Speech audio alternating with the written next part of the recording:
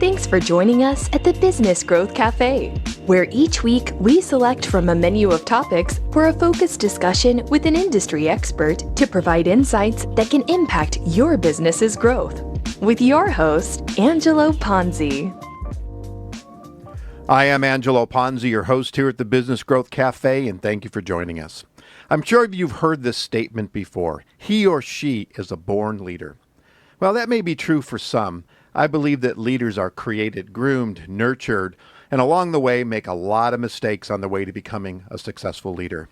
Today at the cafe, I have Scott Miller, EVP of Thought Leadership for Franklin Covey, to discuss his new book, Management Mess to Leadership Success, and a 30-day challenge to become the leader you would want to follow. Scott, welcome.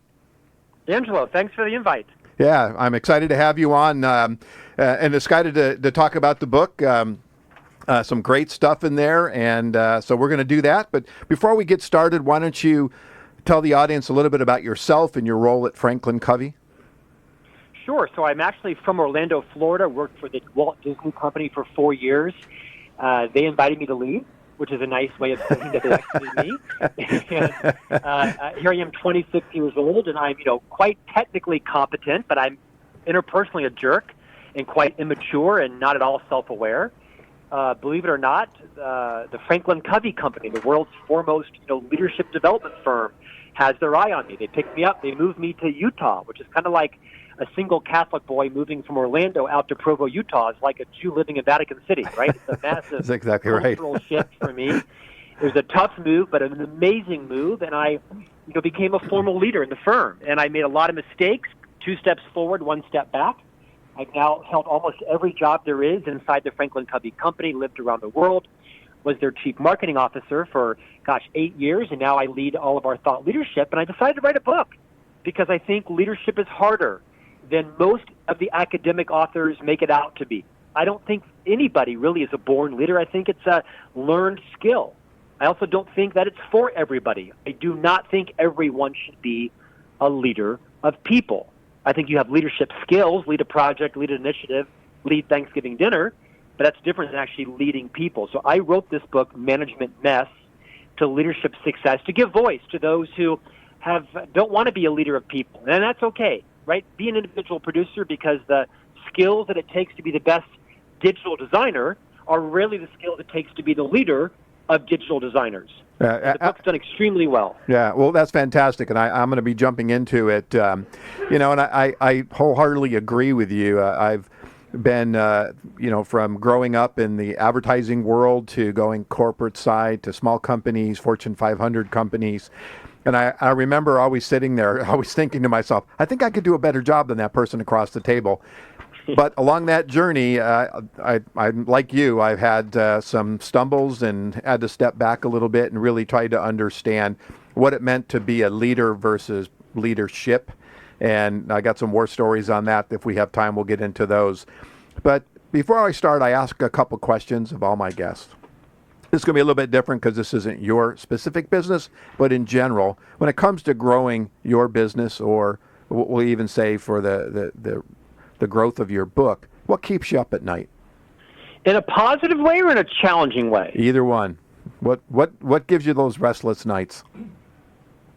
Probably the fact that I have 3 boys, ages 5, 7, and 9, and that I've realized later in life that my mission is now to be a dad and to raise them well in a very complicated, difficult world, and make sure that I am modeling the right behaviors and being a great role model and example for helping them become contributing, empathetic, hardworking, kind men. You know what? That's fantastic. And I have 3 boys, a little older now, but I was always worried about that path and making sure here in southern Orange County in California, there's wealth everywhere and entitlement. And my goal, coming from upstate New York in a small town, to making sure I could instill the values that I grew up with. And I'm happy to say that all 3 of my children are doing really well, and I thank my parents for that. Congrats to you. That was not a trite statement. That is my purpose in life. Your job is a career. Your job is not your life. Exactly. Your business is not your life. And I think as I have become a father, although I didn't really want to be a father, I was kind of single till I was 41. I fell in love at 41. We got married and had 3 boys in 5 years. And then that became my purpose in life. So I am intent on helping my boys navigate a beautiful world full of challenges and frustrations, and I want to see them launched well. Yeah, that's fantastic. I was very fortunate during most of those times. I was either running my own business or doing a consultant or running my ad agency. And I told myself that just like I saw my father do, who was an entrepreneur, I went to every baseball game, every lacrosse game. I can honestly say that in all those years, I think I only missed 5. Wow. And so to me, that was important for them to see me there. And I think watching us as entrepreneurs, both my wife and I are entrepreneurs, and then I grew up watching an entrepreneur. I think that now they're entrepreneurs, which is really interesting, and they're real drivers. And so it is possible in this world today, and that sounds fantastic. I love to hear that, because it's really important that we have the time and spend time with our children and not just turn it over to nannies. My 9-year-old son told me a week ago that he failed. He's in, I guess, 4th grade. He told me he'd failed a spelling test because his father is a best-selling author who travels around the world. Oh, geez. And because we used to spend every Thursday night reviewing all his spelling words. Now, when he said fail, he got a 15 out of 20, so he did okay. But it really stopped me in my track. What's more important, me being on stage in Albuquerque, making X number of dollars, or is it my son having the love and the bonds? I'm really thoughtful right now around which flight I take home, right, and what I do. Yeah, fantastic. So one more question before we jump into the reason for this conversation is, what is the best business advice you've ever given and or received, if it's different? Yeah, the best advice I've ever received is under-promise and over-deliver. I think one of my propensities as an entrepreneurial spirit inside a big public company is I have no end of ideas, right? I'm an enormously creative, indefatigable spirit. I'm always cooking up new ideas. Half of them are genius and half of them are near illegal. That's a joke. But, I mean, they're borderline sane. Yeah. And so the best advice I ever received was, Scott, under-promise and over-deliver. Your brand will always thrive. I think that's really wise advice. The best advice I've ever given, I think, is around your career. And that is, I think most people in organizations try to harvest too soon. Take the farmer metaphor. I think especially the younger generation. I'm 51. I'm kind of a cusper between being a Gen X and a traditionalist. But I think the younger generation, Gen X, Gen Y, and the new coming out, try to get promoted too soon, and they don't pay their dues enough. Now, I don't mean there needs to be a stand by the same job for 7 years, wait to be called on. Of course not. The average tenure of a job now is like 3 years. People are gone. But you need to look inside of an organization. When you think it's time for you to be promoted, that doesn't mean it's true. You might need to fertilize, rake, weed, plant, water, fertilize some more. But I think the younger generation tries to harvest a little too soon. So my best advice is harvest at the right time. Okay. I love that. And I won't sidetrack us with stories about my 3 boys, but some of those fit into that very conversation. So let's talk about the book a little bit. I love the fact that this book, was personal, right? It's a lot of introspect on you and the way you wrote. I love your writing style. I like to write like that, have a lot of fun. There's a lot of great stories. I'm going to ask you about a few, but something prompted it. What was the one story or event that said, I gotta write this book? I'm so glad you asked that question. I host a podcast series for Franklin Covey called On Leadership. Mm-hmm. Every week I interview a different CEO, best-selling author, thought leader, both inside the firm at Franklin Covey and outside. And I had the pleasure of interviewing Stephen M.R. Covey. He's the eldest son of Dr. Stephen Covey, of course, the author of the book, The 7 Habits of Highly Effective People. Mm-hmm. That book went on to sell 30 million copies. Stephen M.R. Covey is the author of the book, The Speed of Trust. It sold already 2 million copies. And I asked Stephen M.R. Covey, now his dad, Stephen Covey, passed away about 7 years ago. I said, Stephen M.R., when your dad was at his peak, right, making $100,000 a day, on Oprah, one of the world's most admired men, did you ever feel the pressure to kind of follow your dad? And he said, no, not at all. My dad was a celebrity author on stage, and homie came home and was dad, and he always reaffirmed our potential. I said, did you ever feel the pressure to write a book? And Stephen said, no. He said, I was just the CEO of the company, and quite frankly, I had nothing to say until I did. And he said, and then there came a day when I actually had something to say. I took a sabbatical and I wrote this book, The Speed of Trust. And it was during that interview, Angela, where I said, you know what? I've always felt the same thing, and now I've got something to say. And what I have to say is leadership is great, and it's not for everyone. It's really tough, and it's unrelenting, and it's often unrewarding in the short term. It's a long-term play. And that I want to write a book that just is very vulnerable. It's not one of those nice academic aspirational leadership books where everything ties up in a bow at the end. No, leadership is messy, and everybody's got a mess. And the more leaders are willing to confront and talk about their own messes, the more you make it safe for others to discuss theirs and move together towards success. So I'll be honest, I wrote the book with some opposition in the company. The company's actually not been a huge supporter of it. It's done extremely well outside. That's interesting. Now, it's coming around. It sold 20,000 copies, was #1 on Amazon for 6 solid weeks. It hit a nerve. But it was that interview with Stephen M.R. Covey where I realized, you know what? I do have something to say, and I'm going to go say it. And it's done so well that the publisher has ordered now from me 6 different Mess to Success volumes. The next book will be Marketing Mess to Brand Success. The third one will be Job Mess to Career Success. The fourth one is Parenting Mess to Launch Success. And there's 4 more in the pipelines. I'm very pleased that it was received so well. I think it was the vulnerability of me just kind of opening the kimono and saying, you know what, I got lots of messes, and so do you. Yeah, that's fantastic. I love that. I'm actually working. I started my marketing book, and then I did a show, and it was a result of going to a family reunion, and basically the show was about my father and the lessons learned from my father, and it was called, my father was a plumber, by the way, and it was called Lessons Learned from the #1 Plumber in the #2 Business. And I did a show on that, and it was really well received. And I realized as I was sitting down looking at my notes, I had all these stories that, to your point, being vulnerable and funny and heartwarming and some tears in there as well. So I'm working on that myself, not to sidetrack us, but I think that... Now keep going on that, because that's where the learning is. People learn from their messes. They don't learn from their successes, generally speaking. Yeah, and I got some, I have some messy stories as well.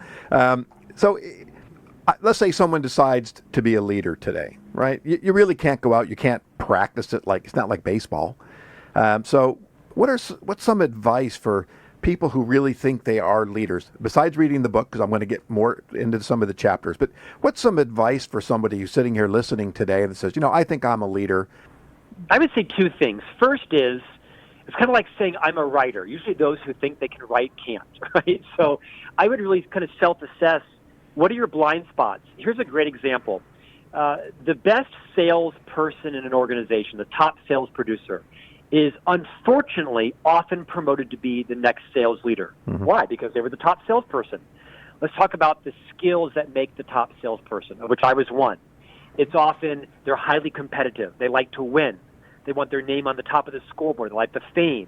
They like the significance that comes with that. They're usually kind of rogue individual, producers. Those are great characteristics to have in a salesperson. They're horrific competencies to have in a sales leader. You want sales leaders to be able to be humble, collaborative. They don't save the day.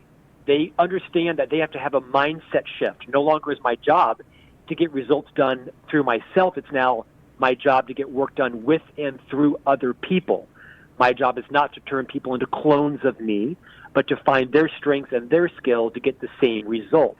So the first advice I would give to say is, do you really have the personality traits, the desire, the competence, and the mindset, the flexibility, the nimble mindset to change pretty much everything that's made you successful? Because almost the opposite are the characteristics when you become a leader, whether you're the top dental hygienist or you're the top salesperson. You have to fundamentally assess and inventory what got you here, in all likelihood will not get you there? That's the first thing I would say, is really understand, what is your motivation? Can you really take pride in the fact that if you're successful, in many cases your people are getting the awards and you're not? They're going to Hawaii for the President's Club trip and you're not.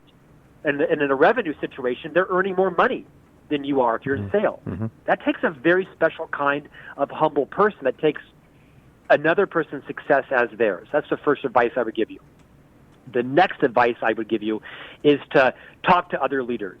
Ask them, what have been their challenges? What are the types of competencies that a new leader has? I think a leader's job is really twofold. Beyond mission, vision, values, strategy, structure, and systems, all those things are very important, but they're not as tangible as what I think our leaders' top two jobs are. One is to attract and retain quality talent. People who are, in fact, smarter than you, who are geniuses in their field. Your job is to create a culture where they choose to thrive and stay. Your second job then is to really then, build a culture where it's healthy and trustworthy and you clear the path. So talk to other leaders. What are their struggles? Do you have the intestinal fortitude to have high courage conversations? Because as a leader, your job is to help your people build their self-awareness, address their blind spots, have the courageous conversation that in all likelihood every boss before you was too cowardly to call them on. Mm-hmm. Close the door, sit them down, and say something like, Daniel, my intent in the next few minutes is to share with you a blind spot that I think I'm seeing in you that is manifesting in some behaviors that, if not fixed, are going to result in me having to exit you from the company. I see some of these behaviors in me at times, and I want to talk to you about how they're holding you back. That's a high courage conversation. That's not easy. It's awkward. You're going to get it wrong 10 times. You're going to use the wrong words. Just say that. Say, quite frankly, even though I'm your leader, this is a little awkward, and I'm a little uncomfortable. I may use the wrong word, so I may ask for a do-over, but my intent is to help you have a great career here. We have got to get some of these behaviors that I'm seeing in you addressed because they're hurting your brand. Mm-hmm. That is such a gift to people. It doesn't come easy to any leader. No, right? It's like a muscle. Yeah, it's very difficult. I've had to have those kinds of conversations with directors that I was overseeing when I came into the company, and had to have those really difficult conversations about, before I got there, they were just in control, but the problem was they really weren't in control, and I had to step them back, actually had to change their scope and then build them back up again. And it was very difficult, and I was fortunate in most situations it came out the other end that it worked out pretty well, but it was really scary. For having the courage to do that, because it's not easy. It takes role-playing with HR. It takes some role-playing with your spouse or whoever, so you get your body language right. I think the best thing is, if your intent is pure, then it makes it easier. Even for senior leaders making $1 million a year, sit the person down and say, I have an awkward conversation to have with you. I have your best interest at heart. I may not use all the right words or say it right, so don't get fixated on the words, but my intent is to help you. I want to address the fact that many people are frustrated with the fact that they feel that you're not in control of your temper or your emotions or your hands or you name it, whatever. Right. And that was one of, I believe, the chapters in the book was about having those difficult conversations. So I want to move into the book because my show's only 25 minutes, and this is great, and I wish we had more time, but we're going to run out of time before I actually get to the book. So the book is broken down into 3 sections: lead yourself, lead others, get results. I love that, and I love the fact that you calendared out that every chapter a day. I mean, this is simple, easy to understand. I love that you've got little tests or tips or tricks at the end. But let's go to each section and tell me your favorite chapter and why in each of those sections. Okay. Section 1, lead yourself. I think it's around probably listen first, because as leaders, we're so enculturated to be strong communicators, be in persuasion mode, influence mode, clarify the mission, the purpose, the goals over and over and over again. We've mastered how to be on the stage with the microphone and PowerPoint, but rarely have we had any formal training on how to listen. Speaking is quite selfish. Listening is quite selfless. Mm-hmm. Great leaders are great listeners. They move off their own agenda. They move off their own timeline, their own narrative, and they really empathically listen to what other people are struggling with. Everyone's got a challenge. Everyone's got a fear. Everyone's got a teenager vaping, a parent moving into dementia. Everyone's got a bill they can't pay. People have real lives. And as a leader, regardless of the level, the more you can listen to your people, the more they will cleave to you. Because people quit their leaders, not their jobs. People quit their cultures, not their jobs. When someone knows that you care about them, they don't open the email from the LinkedIn recruiter offering to go across the street for $7,000 more a year. They say no because they've never worked for a leader like you that has their best interest at heart.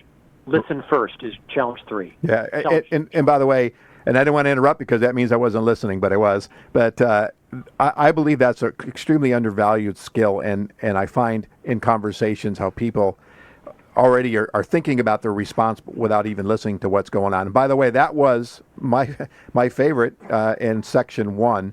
And we are going to run out of time, so let's get on to your next one. Yeah, so real quick, I think section 3, make time for relationships. Dr. Covey taught me there's a reason he called the book The 7 Habits of Highly Effective People versus Efficient People. There's 2 types of paradigms, the efficient paradigm and the effective paradigm. Dr. Covey said, with people, slow is fast and fast is slow. Slow down in your relationships. Go fast in a meeting, go fast with your P&L, but slow down when it comes to relationships. Nothing is more important in an organization than the relationships between people. That is your company's most valuable asset. How people work together, forgive each other, pre-forgive each other. Okay. I think we got just a little bit more time. What about the last one in the? I think number 21. Allow others to be smart. You know, your job as a leader is not to be the genius in the room. To quote Liz Wiseman, who wrote a book Multipliers, it's to be the genius maker of others in the room. No one wants to work for the smartest person in the room. That is suffocating. It's humiliating. It's emasculating. Step back. Close your mouth. Let other people bring ideas and be smart and lift them up. There are more than one ways to get to a great result. Your job is to be a talent igniter, not to be the smartest person in the room. Okay. Actually, one of my favorites was chapter 22, which was create vision. As a marketer, I'm always challenged with that when working with organizations as well as the people within the departments. And I found that to be a really great chapter for me, and I appreciated the insights. Well, thank you. Thanks a lot. So how we doing, Paul the engineer? 2 minutes. We got 2 minutes. So why don't we start to wind this down? Scott, why don't you tell the listeners how they can find out more about you and buy your book and buy the books that are coming up? Sure. So Management Mess to Leadership Success is in all bookstores. It's still ranked a new release on Amazon. You can find it at any of the major bookstores. You also can visit managementmess.com. I am co-author of a new book that was just launched last week that debuted at number 3 on the Wall Street Journal list. It's called Everyone Deserves a Great Manager, the 6 critical practices for leading a team. You can find that on all the major websites as well. Bookstores. You can visit the world's longest web domain, Everyone Deserves a Great Manager. You can follow me on Twitter, Instagram, Facebook, LinkedIn. It's kind of hard to not find me these days, so my wife says. Okay. And are you on a speaking circuit as well? Or? I am, yep. In fact, I just was in Austin speaking yesterday. I'm keynoting today in Salt Lake City, so I'm available for keynotes. You can learn more about that at managementmess.com. All right. Well, thank you so much. I really appreciate your time and also your efforts and your work towards Management Mess to Leadership Success. Thank you again for joining us at the Cafe. You can find out more about me, read my blogs, view my show videos, or sign up to receive information at theponzigroup.com, or you connect with me on LinkedIn. And if you're ready if your business is ready for growth and you need a CMO, but you're not quite ready for a full-time person yet, connect with me. I'd welcome the opportunity to explore the benefits of using a fractional CMO. Lastly, please subscribe to the show. If you're already a subscriber, I encourage you to introduce it to others who can benefit from this content. You can subscribe at thebusinessgrowthcafe.com or on any major podcast platform. Join me next week for lunch at the Business Growth Cafe. Thank Thank you for listening to today's discussion at the Business Growth Cafe with your host, Angelo Ponzi. Take a moment to subscribe to this podcast and visit our website at www.businessgrowthcafe.com. Read Angelo Ponzi's blogs at www.theponzigroup.com.